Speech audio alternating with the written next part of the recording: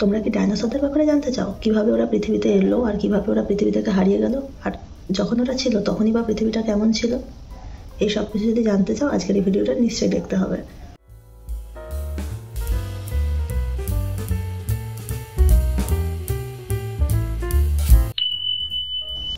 Hi everyone, this is Mistress World and you're of course watching Mistress World with another interesting video. তো আজকে এটা আবার একটা বুক review, আর আজকের বই হলো রহস্যময় ডাইনোসর। এই বইটা আমি কিনেছিলাম বইমেলা থেকে। এই বইটার লেখক হচ্ছেন পৃথ্বীরাজ সেন। এটা হোলি চাইল্ড পাবলিকেশন থেকে প্রকাশিত। ফার্স্ট প্রকাশ করা হয় 1424 সালে। পৃষ্ঠা সংখ্যা আছে হচ্ছে 80টা, আর এই বইটার দাম মাত্র 110 টাকা।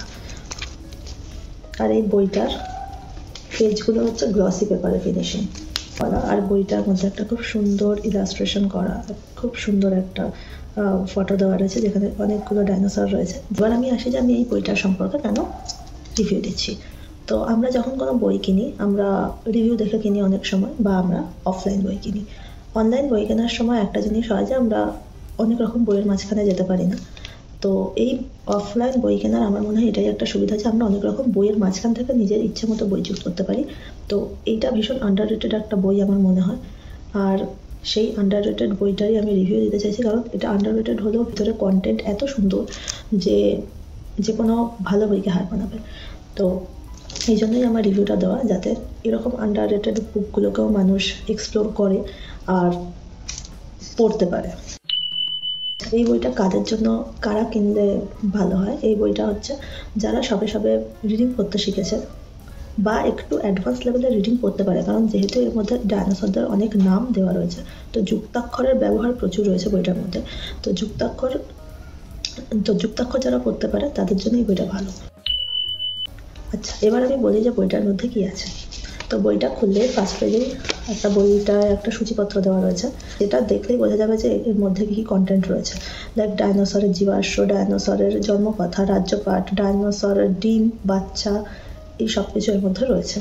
আর এর পরে রয়েছে একটা সুন্দরভাবে লেখা লেখকের কথা। তারপরের পেজে একটা সুন্দর করে লেখা একটা কবিতা দেওয়া রয়েছে, আর তারপরেই মেন বিষয়বস্তু বইটা শুরু হয়ে যাচ্ছে। এই বইটায় ডাইনোসরদের সম্পর্কে অনেক কথা বলা রয়েছে, যেমন তারা কি করে পৃথিবীতে এলো, তারা যে কোথায় থাকতো, কিভাবে থাকতো, তাদের বাসস্থান, তারা কি খেত, তাদের বুদ্ধি কেমন ছিল, তারা কিভাবে বংশ বিস্তার করতো, তাদের বাচ্চা হলে তাদের কিভাবে লালন পালন করতো। এর মাধ্যমে আমরা অনেক কিছু জানতে পারি। আর এর মধ্যে রয়েছে প্রচুর পরিমাণে ছবি, যেগুলো একদম লেখার সাথে কানেক্টেড, যেটা দেখলে অটোমেটিক পড়তে ভালো লাগবে। তো এই গেল বইয়ের সামারি। এবার আমি বলছি যে এই বইটার কি স্ট্রেংথ আছে আর কি উইকনেসেস রয়েছে। এই বইটা যখন আমি নিয়েছিলাম ফার্স্টেই আমি যেটা দেখে অ্যাট্রাক্টেড হয়েছিলাম সেটা হচ্ছে পেজ কোয়ালিটি।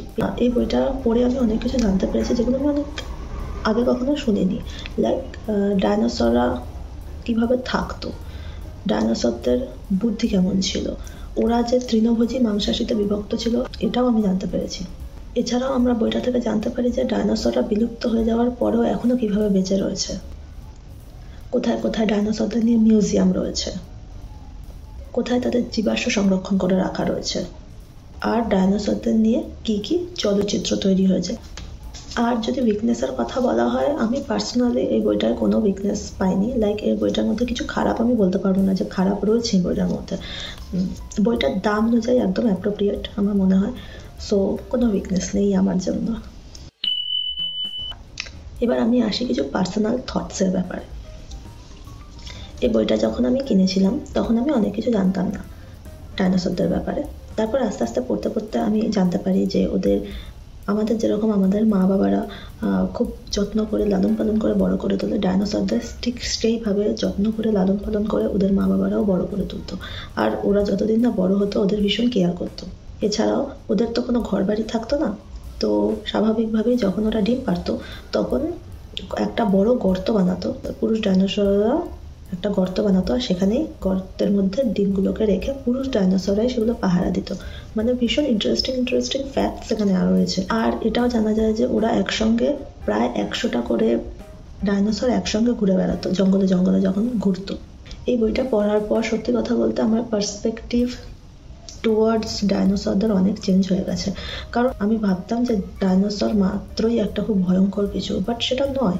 ডাইনোসররা অ্যাকচুয়ালি দুটো গোষ্ঠীতে ভাগ ছিল, তৃণভোজী আর মাংসাশী। যারা তৃণভোজী হতো তারা খুবই নিরীহ টাইপ ছিল, যারা মাংসাশী ছিল তারা একটু ভয়ঙ্কর ছিল বটে, বাট যারা তৃণভোজী ছিল তারা খুব শান্তশিষ্ট ছিল। এরকম আরও ইন্টারেস্টিং ফ্যাক্টস জানার জন্য এই বইটা ডেফিনেটলি পড়তে হবে। তো রেটিং, এবার যদি আমি রেটিংয়ের কথা বলি, তো এই বইটা যেহেতু আমি কোনো উইকনেস পাইনি, তো আমি এটাকে 4.8 আউট অফ 5 রেটিং দিলাম। আমি অলমোস্ট আমার ভিডিওর একদম শেষে উপস্থিত হয়েছি। বইটা অফকোর্স কিনুন। এছাড়াও এর পিছনে আরও দুটো বই আছে, একটা অ্যামাজন সম্পর্কে, একটা পেঙ্গুইন সম্পর্কে। এই দুটোও কিনে পড়তে পারেন, আমার মনে হয় খারাপ হবে না। এছাড়াও আরও যদি ডাইনোসরদের কোনো বাংলা বই আপনাদের জানা থাকে, আপনারা নিশ্চয়ই সেটা কমেন্ট করে আমাকে জানাতে পারেন। যেহেতু এটা বাচ্চাদের বই, হয়তো অনেক কিছুই এর মধ্যে নেই, কিন্তু যেটুকু আছে সেটুকুও অনেক আছে। তো ভিডিওটা ভালো লাগলে like, share, comment and subscribe. আবার আমি একটা নতুন কোনো বইয়ের রিভিউ আর এনি আদার ভিডিও নিয়ে আমি ডেফিনেটলি আসবো। ততক্ষণের জন্য বাই।